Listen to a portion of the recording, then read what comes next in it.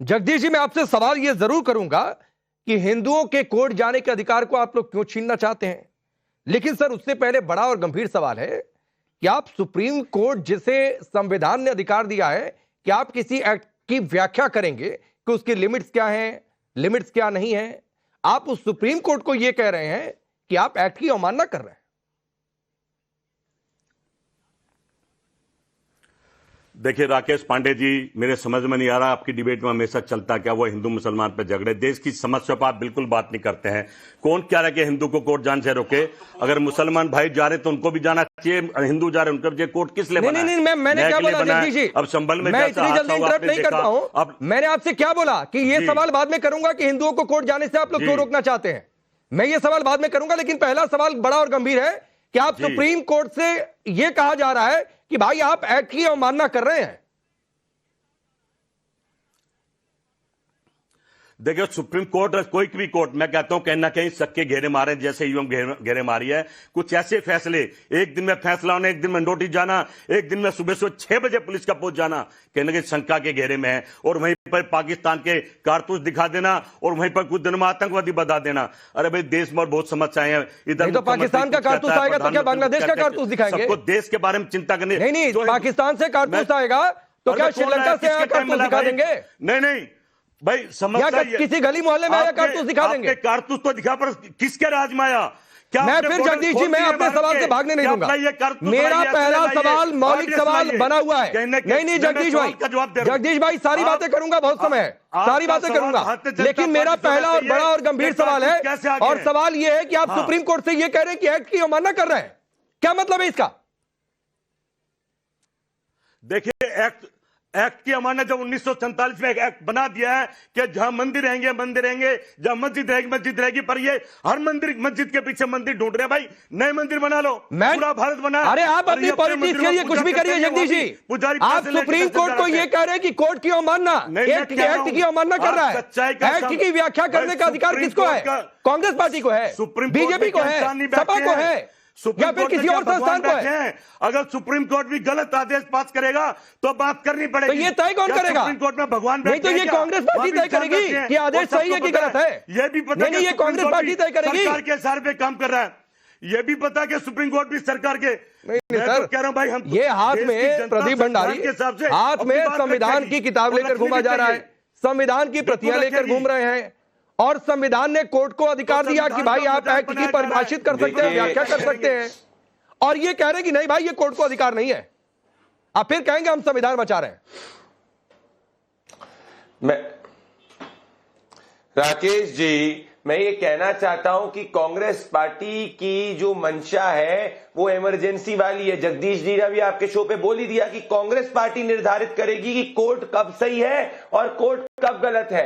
अगर गांधी वाड्रा परिवार को लगेगा कि कोर्ट गलत है तो भाई कोर्ट गलत है, गांधी वाड्रा परिवार को लगेगा कि कोर्ट सही है तो सही है। अरे मैं जगदीश जी को कहना चाहता हूं, जगदीश जी, ये संविधान राहुल गांधी प्रियंका वाड्रा ने नहीं लिखा, ये संविधान बाबा साहेब भीमराव अम्बेडकर ने लिखा है, और इस संविधान के हिसाब से कोर्ट जाने का अधिकार है। जगदीश भाई सुनिए ना, रुक जाइए, आपके बीच में प्रदीप भंडारी, एक मिनट। जगदीश भाई, आपके बीच में प्रदीप भंडारी सुन रहे थे, आप प्रदीप भंडारी वो जरा संविधान की प्रति दिखाइए, और जगदीश शर्मा चलिए बोलना ही चाहते हैं ना, जरा दिखाते रहिए 30 सेकंड प्रदीप भंडारी, जरा दिखाते रहिए इन्हें। नहीं, और जगदीश जी, अरे बताइए ना भाई, ये संविधान की प्रति जो हाथ में है प्रदीप भंडारी के, उसमें कानून की व्याख्या करने का अधिकार किसको है? किसी पॉलिटिकल पार्टी को या फिर देश की सबसे बड़ी अदालत को? अरे ये लोग संविधान के बारे में क्या जाने, ये लोग संविधान का क्या परिभाषा जानते हैं? फिर वही बात है। अच्छा चलिए रुकिए, अरे फिर जगदीश भाई आप मूल सवाल से भागेंगे, और मैं आज भागने देने के मूड में नहीं हूं, क्योंकि आप सब करिए सुप्रीम कोर्ट और सीबीआई पर सवाल मत उठाइए। चलिए रुकिए, जगदीश भाई रुकिए, प्रदीप भंडारी आप बोलिए, बीच में कोई नहीं आएगा प्लीज। जगदीश जी सुनिए, वरना मुझे कहना पड़ेगा कि सिर्फ प्रदीप भंडारी। रुक जाइए प्लीज। जगदीश जी सुनिए, मैं आपको सुन रहा था 2.5 मिनट तक, मुझे 1.5 मिनट सुन लीजिए, 1.5 मिनट सुन लीजिए, किसी की बात नहीं जाएगी, फिर लड़िएगा मेरे साथ में। मैं कह रहा हूं राकेश जी, कांग्रेस पार्टी की मंशा यही है, ये जो बाबा साहेब भीमराव अंबेडकर ने जो संविधान बनाया है उसके ये विरुद्ध है। राहुल गांधी प्रियंका वाड्रा की सोच जगदीश जी ने बता दी कि जब वो डिसाइड करेंगे तो कोर्ट सही होगा, जब वो डिसाइड करेंगे तो कोर्ट गलत होगा। मैं इनको कहना चाहता हूं, भैया हम लोकतंत्र हैं, राजशाही मुगलाशाही नहीं है जिसमें आप सभी निर्धारित करें। अब थोड़ी तथ्य की बात कर लेते हैं। एंशिएंट मॉन्यूमेंट एक्ट 1958 के हिसाब से कोई भी ऐसा प्रोटेक्टेड मॉन्यूमेंट जो है वो प्लेसेस ऑफ वर्शिप एक्ट के अंदर ऐसा नहीं होता कि आप जाके उसके कैरेक्टरिस्टिक को नहीं पता कर सकते।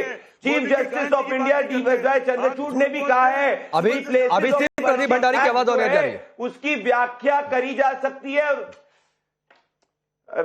देखिए जगदीश जी आप सुनिए मेरी नहीं, मैंने उनको शांत करा दिया। प्रदीप भंडारी बीच में बहुत शोर हो रहा था, दर्शकों को बात नहीं समझ में आती है। अब सिर्फ आप बोलिए।